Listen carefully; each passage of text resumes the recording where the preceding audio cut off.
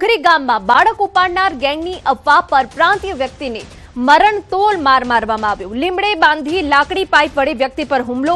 માજી સરપંચ સહિત 3 આરોપીઓ પોલીસ કસ્ટડીમાં હોવાની વિગત।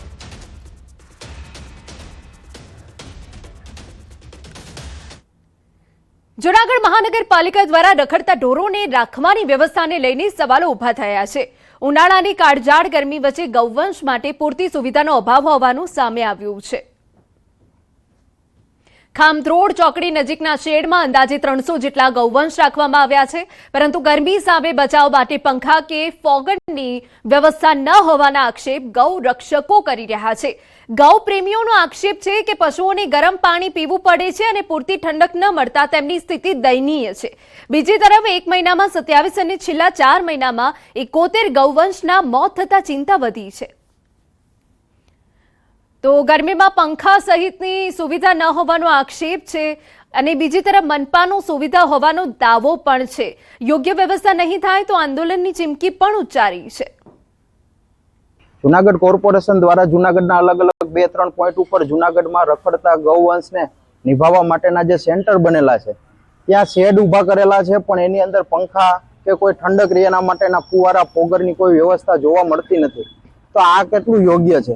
જ્યારે પદાધિકારીઓ અધિકારીઓ એસીની બહાર રહી નથી શકતા તો ગૌવંશ છાપરા હેઠે આવી ગરમીમાં કઈ રીતે રહી શકે? સારી ફેસિલિટી ઉનાળામાં રાખવામાં આવે અને હું તો એમ કહું છું કે પંખા સાથે એની અંદર ફુવારા પણ ફિટ નાના કરવામાં આવે જે અમુક ગૌશાળામાં છે। તો સરકારના ખર્ચે સરસ મજાની હિન્દુત્વની સરકાર છે, ધારે તો બધું થઈ શકે એમ છે। કોઈ સરકારમાં કોઈ ગ્રાન્ટની કોઈ રૂપિયાની કોઈ કમી નથી, ખાલી કમી છે આયોજનની, કમી છે મેનેજમેન્ટની। તો ગાયને ગૌ માતા ગણતા હોય પણ ગાય જ્યાં સુધી જીવે ત્યાં સુધી છેલ્લે સુધી સુખમાં શાંતિમાં રહે એવી દરેક હિન્દુ સમાજની ભાવના હોવી જોઈએ। મહાનગરપાલિકાના લાઇવ સ્ટોક ઇન્સ્પેક્ટર દેવાંગ ઠાકરના કહેવા મુજબ પશુ માટે પાણીના હોજ અને ગોળવાળું પાણીની વ્યવસ્થા કરવામાં આવી છે અને ટૂંક સમયમાં ફોગર સિસ્ટમ પણ લગાવવામાં આવશે। તેમણે વધુમાં જણાવ્યું કે રેસ્ક્યુ કરીને લાવવામાં આવતા અનેક ગૌવંશ પ્લાસ્ટિક ખાવાના કારણે ગંભીર સ્થિતિમાં હોય છે, જેના કારણે મોતના બનાવો બને છે। અહીંયા ગરમીથી બચાવવા માટેની વ્યવસ્થા 2 હાઇજીન કરેલા પાણીના હોજ છે, જેથી કરીને એને સરસ રીતે પાણી મળી રહે, તથા અહીંયા રેગ્યુલર ગોળનું પાણી પીવડાવવામાં આવે છે।